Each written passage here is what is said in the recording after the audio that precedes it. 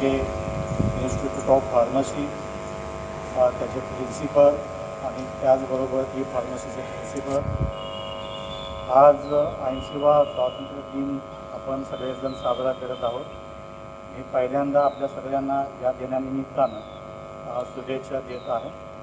आपल्या सगळ्यांना ज्ञात आहे की भारताला स्वातंत्र्य मिळवण्यासाठी हजारो लोकांचं बलिदान केलेलं आहे आणि ज्या वेळेस हे स्वातंत्र्याचा लढा सुरू होता त्या लढ्यामध्ये या देशातील सर्व घटकांनी सहभाग घेतला होता.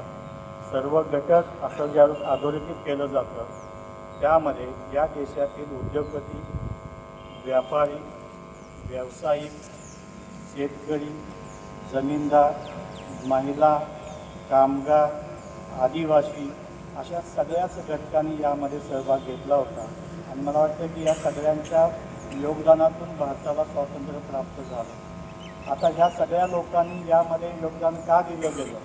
कारण आदिवासींना वाटत होतं की भारत देश स्वतंत्र झाल्यानंतर आमच्या वाट्याला काहीतरी प्राप्त होईल. महिलांना वाटत होतं की भारत देश स्वतंत्र झाल्यानंतर या पुरुषप्रधान व्यवस्थेतून आपली मुक्तता होईल.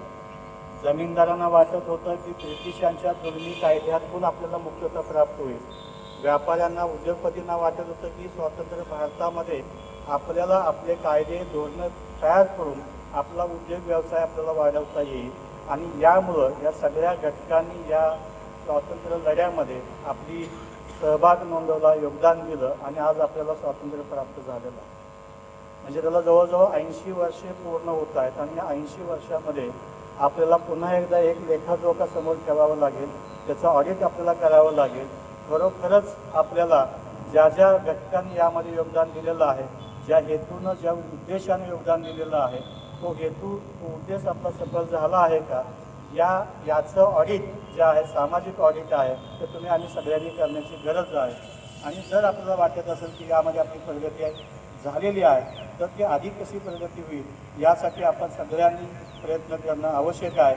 या दिनानिमित्तानं मी पुन्हा एकदा आपल्या सगळ्यांना शुभेच्छा देतो आणि माझे 2 शब्द या ठिकाणी संपवतो. जय हिंद, जय भारत.